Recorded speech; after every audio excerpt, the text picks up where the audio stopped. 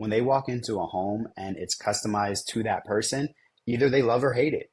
And that's a risk, right? So a fresh coat of paint it speaks volumes for the house. Welcome everyone to the Closing Table Podcast, real accounts from real estate professionals, brought to you by WindowStill. I'm your host, Kat Schooler, and today I'm sitting down with real estate agent Jonathan Asfour. Jonathan is with the Shepard Homes Group out in Northern Virginia. Jonathan is a 2023 Real Producers Rising Star and a top agent on Zillow. Today we sit down and talk about how Jonathan helps his clients from A to Z, even managing home renovations for his buyers and sellers, and he shares with us the home reno project that he thinks sellers get the biggest ROI from. We also talk about the biggest myths people believe about real estate, and stick around for Jonathan's advice for getting into real estate investing. It doesn't even require you to buy another home. So let's dive in so you can check it out. Jonathan, thank you so much for joining me today. My pleasure. Glad to be here. So I want to start off with asking, if you were to start over in real estate today, is there anything you would be doing differently? Oh man, starting off with the hard questions. Probably not. So the way that I started in real estate, I kind of quit my job and just jumped right in. And I was like, this was a little bit of a bad move. Let me take a step back. And I went back to the job that I had, which was home warranties. But it caused me to really dive right in. So my first year, I think I closed $7.5 million. And I don't think I would have done that unless I jumped right in. So I kind of put a lot of pressure on myself. Oh, wow. And your previous position was sales, you said. So you already kind of had this background. Yeah, I've been in sales all my life. However, real estate I've been in for about 5 years because I did home warranties first. So I was selling to realtors. And that was really helpful for a transition from home warranties, dealing with realtors, to becoming a realtor and knowing what it takes, because I worked with realtors for 5 years consistently. That's really cool. So were you kind of like, as you're talking to these people and kind of seeing what they're doing, you're like, I can do this, right? Yes, and I love everything about real estate. So I love the negotiations.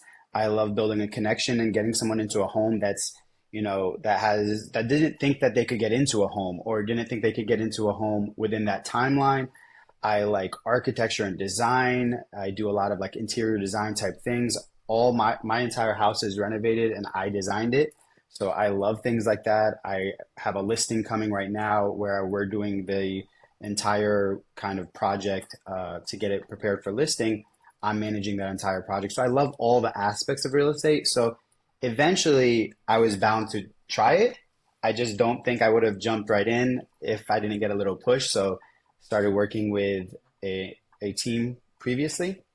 Not my current team. That agent really pushed me to jump outside of my comfort zone, and I'm thankful for her. And didn't work out there, and found Shepard Homes Group and absolutely love it. So sweet. So let's talk about the kind of renovation aspect of things you do, because it looks like you and Shepard Homes Group, you guys are very comprehensive for your client. Can you talk to us about all of that, kind of the project management aspect of what you guys offer? I love talking about this because we offer so much more than just, hey, we're a door opener. No, not knocking any door openers out there. I use them all the time. However, that's not us, right? So we look at everything comprehensively.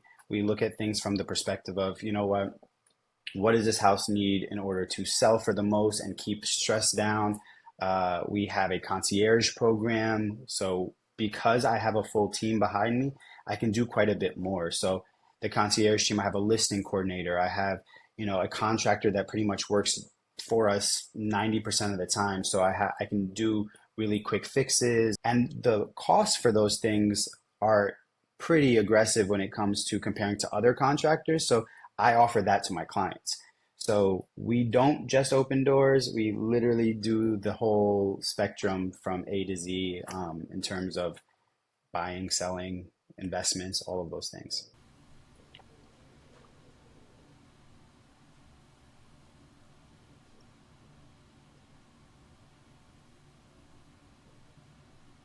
Yeah, absolutely. We have interior designers that we work with. I have a stager. She's also an interior designer. I have a painter that's painting 2 out of my 3 floors of my listing right now. We're doing some bathroom updates. The railing on the stairs was broken, fix that, little things like that. We're able to do pretty much anything inside a home. If they wanted to do an addition and it was a single family home, we can do that. I have clients that can't find the perfect home. So what we do is we'll find a home that has the right structure, maybe the right location, and then we come in with our contractors and do whatever they'd like after the sale of the home. So it's not even part of the transaction, and most agents cannot do that or don't have the connections to be able to do that properly. So for the sellers, if they're looking, do you kind of like give them like a menu, right? If it's like, oh well, we could just kind of repaint everything because you liked bright colors and that's maybe not very marketable. We can do this package, or we can do a full kitchen thing. Like, how do you approach It's that every with your client is clients? different. Their financial, situation is different. So our concierge, if they have a lot of equity in the home, then we'll say, you know what, we'll take on the risk and we'll cover all of the expenses. We're able to do that. Sometimes people are like, you know what, I still have to pay that. I don't want to pay out for an entire renovation, right? So we give them different packages of like, you know what, this is lipstick on a pig, right? I don't really like that saying, but it's okay. So you get it, lipstick on a pig. So we take a home and we're not doing a full gut renovation. We're painting the cabinets instead of replacing them, changing the doorknobs, things like that. However, if the home is really dated and they have a ton of equity and they have cash, maybe they want to actually spend the money through our contractors, get the discounted rate, and renovate because they're going to see that return on their investment significantly more. But we're able to do all of those things, absolutely. And so, because you're doing this all the time, what are the areas that you are seeing the greatest ROI for your sellers? Paint. Surprisingly, paint. If you have a lot of clients, because I work a lot on the buy side, when they walk into a home and it's customized to that person, either they love or hate it. And that's a risk, right? So we don't like that on the listing side. So a fresh coat of paint it speaks volumes for the house. Fresh coat of paint, and then it comes down to flooring and then bathrooms and kitchen, obviously. Kitchen and bathrooms are a touchy subject because there's a lot of ways we can save money and not redo them fully. Or if they have, again, the money, and it also depends on the neighborhood. So if the comps are all fully renovated, you're going to have to be renovated in order to get that number. If the comps show that most of the homes, like we have a lot of areas that are older areas, all the comps are a little bit dated. That's okay. It's kind of what people expect. So if you renovate too much, you might not get that full return on your investment. So it really depends on location. Every single listing, every single buyer, we go in with a full strategy. We don't just go in blind. We look at the data and are able to see those things. So, I think this will be my final question on this aspect of it. What color paint are we oh painting? man, Chantilly lace, we got agreeable gray. We stick to like light grays and whites. Okay, So because I heard brown was and sad beige were coming back. I think sad beige has been around man, because we've called it sad beige, but I mean, sad beige doesn't sound very great. So, but a little bit, it depends on location. I think it depends on the style of the home. Gray, tans, browns, things like that kind of soak in light.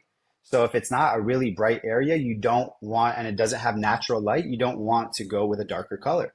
Even a slightly tan or darker, gray will kind of soak in that light, and we don't want that, right? So it's really going to depend on the home. It might work. Sad beige is what we called it. yeah, yeah, it's this Sad kind of beige like might work, it's right? this But trend in a darker home, though, I don't want anything sad. I want bright, So it's going to depend on the house. for your buyers. If they're buying a home that is a little dated, say the sellers hadn't done this updating, that you also offer the project management on that side, right? Absolutely, and I actually prefer that. We have a very hot neighborhood in the DC metro area, the DMV we call it, DC, Maryland, Virginia. Our location, we have very educated buyers now, and we also have buyers that are very particular. So a lot of them don't want projects. So unless it's in a phenomenal location and all the homes are a little bit dated, people want renovated. They want move-in ready and they don't want to have to deal with it, especially dealing with a little bit of a higher interest rate. I love if clients don't mind and they have a little bit of flexibility and have the cash as well after purchasing a home, buy the dated home, get it for a deal.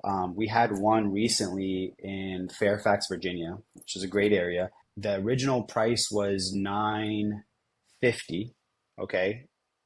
They dropped the price to 915 because they couldn't sell. It was a little bit of a dated home, but absolutely gorgeous. And then we went through the home inspection. A couple things came up, dropped the price further, another 15 grand for my buyer, right? So I'd prefer that. And he's getting a brand new roof and some other renovations and things that we're able to pay for directly from the proceeds from the seller. So I prefer that. I prefer let's buy a dated home and then make it exactly what you'd like. Unless the renovations that you're going to do are extensive, then it might not be worth it, right? So if you're going in and you're saying, let's change the entire floor plan, maybe we buy a different home, right? That's great, because that was kind of going to be my next question is like, how extensive do you recommend people go, or to just kind of pass, you know? It depends on the client, right? So like I have a client who bought in Arlington, so right outside of DC, phenomenal location, 905,000, I think the price of the home was, and it was a complete fixer-upper. And they're also adding a probably two to $300,000 addition on the back of their home within the next 2, 3 years. That's a very different client than someone who's a first-time home buyer and is like, look, I got $7,000. Can we get into a house? Absolutely, right? It's going to be a very different home and they're not going to be able to afford those renovations. I've also had clients that walk into something, they're like, I'm going to do it myself. Are you a fixer-upper person or not? You know, can you do that work? Maybe. So some clients love it. And they message me back a year later and they're like, we did the bathrooms ourselves and the kitchens ourselves. And then I have another client who was like, I have a fixer-upper and I hate it. Right. So like everything it depends on the client. We try to make it as transparent as possible and fit that client's needs. So I try to truly get to know my clients. That way I can figure out, are they really going to do it themselves or are they going to get stuck with a project that is overwhelming to them, right? So I really try to build a strategy with my client and I sit down over multiple sessions. My typical buyer consult is 30 minutes to almost an hour, depending on how many questions my clients ask. That's awesome. And like, what kind of questions are you asking your client? I ask clients a few things. I ask if anybody has walked through the closing process through them. A lot of people don't know what they're getting themselves into. If they've ever purchased homes in this area is very different than other areas, right? So our laws are different. So how long ago they purchased if they did purchase. So if they purchased 25 years ago, market's not the same 25 years ago as it is now, right? So we have some clients that walk in thinking that they know how the process is, but it's changed. Also, we do, as Shepard Homes Group, we're the #1 team in the area. If we have to, let's say, we do about, personally, I could do 2 to 6 closings a month, right? Myself personally. So I know exactly how the market is much more than someone who's even buying once every 2, 3 years, because 2, 3 years ago, the market was also different. Our experience kind of, because of how much volume we do, it speaks pretty loudly. So we look at that data and try to make educated decisions for our clients. So Sweet. And so you talked about your area and your market being a little different than other parts of the country. Can you dive a little deeper into that with us? Maybe if someone's going to be relocating there, because I imagine a lot of people do relocate into your area. What's different? yeah, we have a very transient area for sure, the DC metro area. One of the things, even between us and Maryland, is we're a buyer beware state in Virginia. Maryland has to disclose every single thing that they know about the house. Virginia, you have to disclose issues, absolutely. But if I don't know anything, I don't have to go through and find out the age of every single thing. That's really on the onus of the buyer agent, right? So on the listing agent, I'm not doing that. And if you have a good buyer agent, they're also doing a lot of those checks. They're checking permits. Certain areas have issues with permitting, and so we want to go in, and if there's been a bathroom added, was that bathroom added properly, right? So that's a little bit different than other areas. Let's see, we use title companies. I know up north, sometimes they do not. They use just attorneys. So little things like that. Also, our contracts are going to be different. I know Maryland, every single county is different versus Virginia. We have a Virginia contract, but our Northern Virginia Association of Realtors is going to be different than Southern Virginia. So getting an agent that knows that hyper local market is very important. Awesome. Thank you. Oh, so informative. So you talked or you mentioned that probably most buyers and sellers, everyone is very educated nowadays. Everybody's talking about interest Yeah, rates. We have the HGTVs, we have social media. There's information everywhere. I What do know. you Too much information. okay, leads into my question. What do you think is one of the biggest myths people believe about real estate out there? So I think that people think it's easy, like our job is easy, and us as real estate agents that are functioning in these crazy markets, we have to deal with a lot and be able to mitigate a lot of stress. So it's not an easy job. It's not we just show a couple of doors and it's great, and then all of a sudden, someone has a house. It's typically there's a lot of road bumps in the way, and it's our job to manage those. Kind of piggybacking on, like, as an agent, you have to have all this knowledge, and especially about the contracts and all of those kind of nitty-gritty market differences. What are some of the biggest lessons you've learned in this career? I guess it doesn't have to be about those things, but I'm sure every transaction has been different for you. Is there kind of like a big lesson that stands out? Surround yourself with good people. So we have an incredible team. We have incredible brokers. We have an incredible wealth of knowledge and resources that I'm able to tap into. And if you're a new agent, you need to surround yourself with those people, or else you're going to learn the hard way and it's going to take a lot longer. So I think that's big. I think that also from the perspective of the client, just to go back a little bit, there's a lot of misinformation out there as well. So I had a couple of clients that would constantly Google everything I said, and they were coming back with answers from other areas on a Reddit board or something like that. And that was problematic because those areas don't function the same way as our areas, right? So if you're hiring a real estate agent, I give the analogy of like if you were going into surgery, would you tell your surgeon like, hey, I know you do it this way, but actually I read that this is a better way, right? Like no one would ever do that. Or even an attorney, you wouldn't be going into a courtroom saying, you know what, let's change it up. Let's go rogue, right? That's not something you do. So hire a good agent and then trust that the agent has your best interest because they should, and listen to what they have to say, right? I think that that's very important. Sometimes the stuff that they Google are great. It's actual good information. Other times, not so much. Same thing I've seen like Facebook messages and groups, like public forums where people are just chiming in. And again, it's not applicable to that person's strategy or that person's particular home that they want or the location. So I would just say be careful there. I think that's a great reminder. I often feel that way for airline pilots, like when you're on the plane and maybe you have a bumpy landing and somebody inevitably says, like, that person should go back to pilot school. And you're like, okay, can you land a plane? Because I can't. Yeah, you're like, do you want to take over? Absolutely not. That's a terrible idea. Oh, let's talk about real estate investing. So you do a little bit of real estate investing, if I'm correct. I do. Between my clients, myself, I had a property in DC that I had that I just sold that I rent out. I house hack, which I love doing. I teach my clients how to do that. I bought this house 10 years ago. I paid $350,000. It's now worth 585, 595. Ever since I've lived in the home, I've never paid 1 month of mortgage, meaning I rent out at least three of the bedrooms, and three out of the four bedrooms, because there's a suite downstairs that I live in, that pays the mortgage, right? So when I end up buying another house or moving for whatever reason, I rent out my basement, and I'm actually cash flowing $1,400 to $1,600 on top of my mortgage, which is excellent. Also, because I bought during a phenomenal time.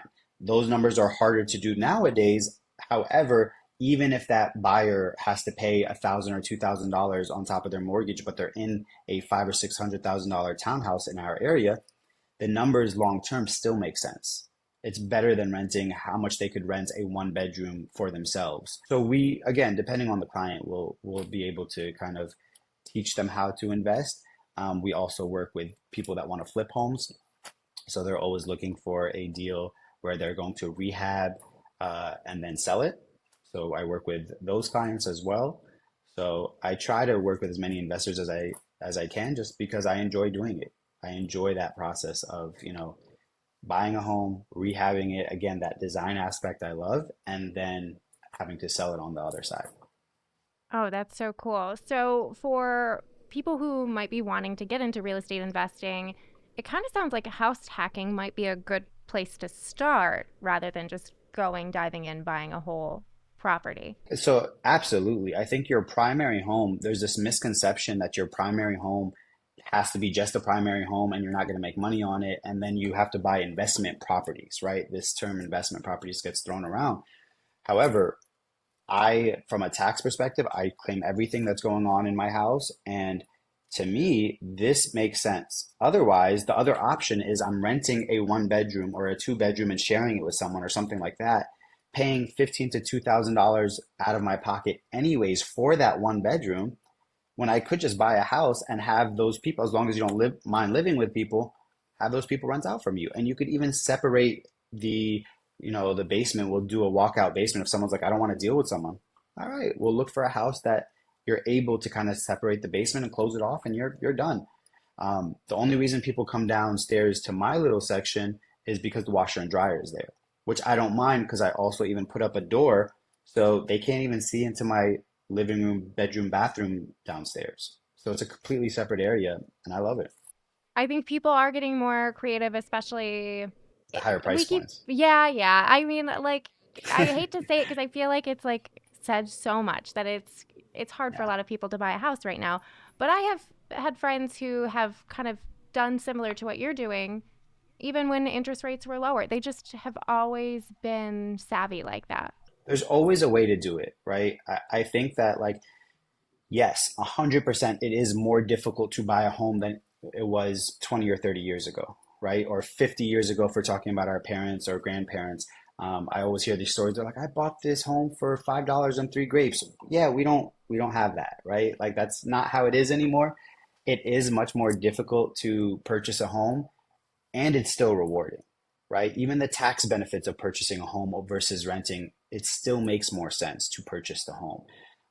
If you think that it doesn't, I'm happy to discuss and we'll sit down and then we can go through the data and the numbers and we'll figure out, does it really make sense? Sometimes it doesn't. If someone is living with their parents for like, 50 bucks a month or whatever it is, you know what, maybe you want to save up a little bit more. However, you're still missing out on the appreciation and the tax benefits of home ownership. So let's talk about your area a little bit, like your Northern Virginia, DC Metro. What do you love about your area? I love our seasons. We have four seasons. I know that a lot of areas do not. I like that there's so much to do. I'm a big foodie, so DC and Northern Virginia and Maryland, it's become a foodie town. So that is great. The museums, I absolutely love the Smithsonian's and all the things going on in DC. And I like the location, to be honest. I love traveling and I can travel from DC to pretty much anywhere. So the airports are great. The whole area has really grown on me. I mean, I grew up here, so but I for the longest time used to want to leave. When I was younger, I was like, oh, this is stressful. I really didn't appreciate the DC area. And then when I got older, I started going back into the city and doing those things and enjoying it a little bit more from a different angle. And it's completely different. So I love this area. Would you say, is it really hustly? I haven't been yet. I need to make it to the Smithsonian because I Me too. love natural history. But is it really hmm hustly and bustly, or is it like a lot of metropolitan areas where it is like in the city, but in Northern Virginia, you're so close. It's going to depend on location, right? So like the other thing I like is that you can drive 45 minutes an hour outside of DC and all of a sudden you're in farmland and country, right? So whatever you want truly is here. If you want that kind of hustle and bustle, yeah, we'll put you in Arlington, Northern Virginia, Alexandria area, and you'll be 5 minutes outside of DC. And there's a lot of noise going on outside because people are doing things. They're out and it's a very walkable area. That's going to be completely different than like Loudoun, which is on the western side of Northern Virginia. And you're going to have a lot more land. The houses are a little bit cheaper, but they're starting to skyrocket over there even. So we have a little bit of everything, which I love. Like I love hiking. We have hikes that are 10 minutes or 5 minutes outside of DC. And we also have that city life. So a little bit of green space, a little bit of farmland, a little bit of city, a little bit of everything. That's how I like it. For clients who work with you, do you have any kind of memorable like success stories that you'd like to share? One of my clients, I got a call from another agent that's on my team, and she was like, I met these people at an open house. I'm way too busy, but they need a house like this weekend. So she passed it off to me. Again, my team, we work as a team. So once I got introduced to them, I called them right away. And she was like, oh my gosh, this is so professional. She was like, we came into the area to work with this agent, and they're from out of state. They were military. The agent didn't have anything set up for them. So they came just to look at homes with no showing scheduled, no strategy on how to purchase. I don't even think that they really knew the lender that she introduced them to. So we kind of took it from there. I went and I met with them that day, and I think within the next 2 days, we got them under contract on another home. Found out that that agent didn't have anything signed with that agent, and that agent, unfortunately, she wrote the notes of their meeting on a napkin that she lost. So who you work with matters, right? I'm able to get someone, my team is able to get someone into a house within a weekend if you truly want, right? As long as the inventory is there and we find what you're looking for, we could get you into that home. However, again, who you work with matters. After we got them under contract, she literally cried, and her parents gave me a hug because they were like, we don't know what we would have done otherwise, because this other agent didn't really give us anything.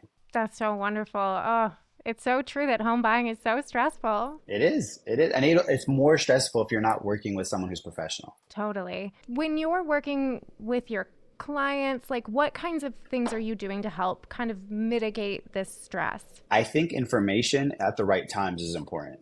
So like if I walk into a home, I can overwhelm my clients with the amount of information that I give them, which I don't want to do, right? Unless they function at that level, right? I have a couple clients that know systems, appliances, they've owned houses before, so they want me to go through and look at all the systems and appliances from a high level and I have to get the ages of them. I want to make sure that nothing stands out to me. It's all going to be client specific, right? Some clients are like, look, I don't want to hear all that. You're going to stress me out. You just tell me the things that are important that I need to know. Definitely client specific. I can imagine that there are two very different types of people. Well, there's probably a lot of different types of people.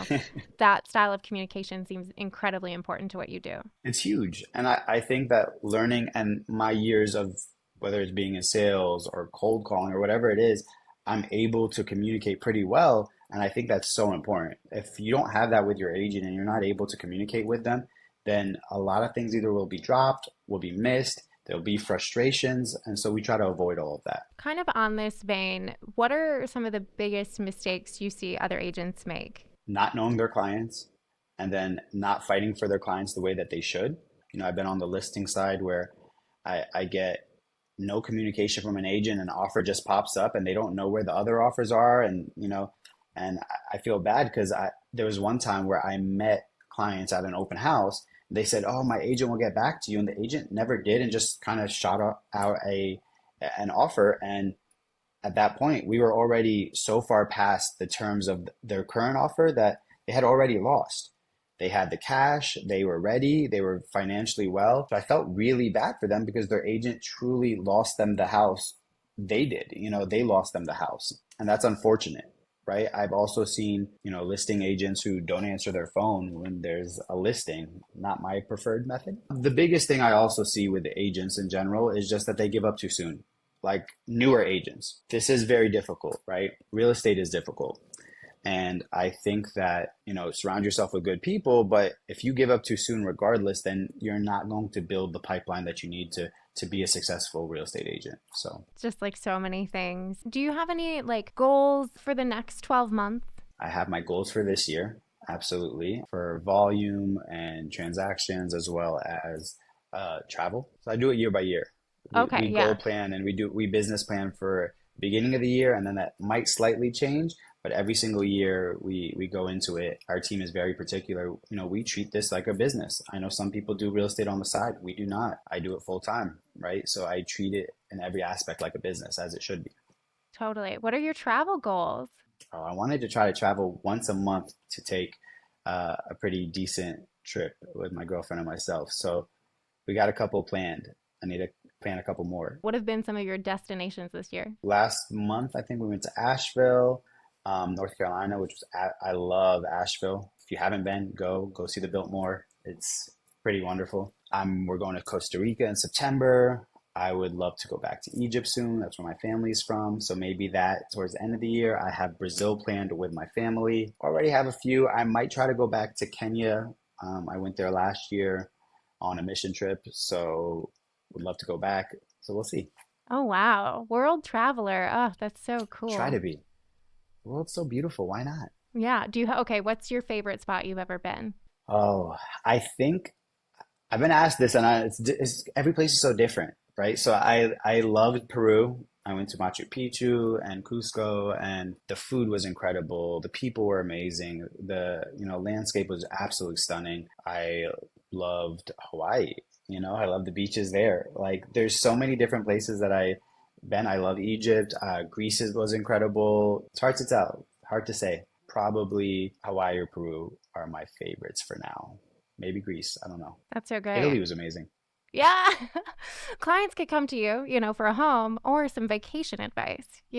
Or we could just go out for a trip. Absolutely. Yeah. Yeah. Let's do it. Wonderful. Well, Jonathan, After they buy the house, of course. yeah. Yeah. Oh, of course. Yes.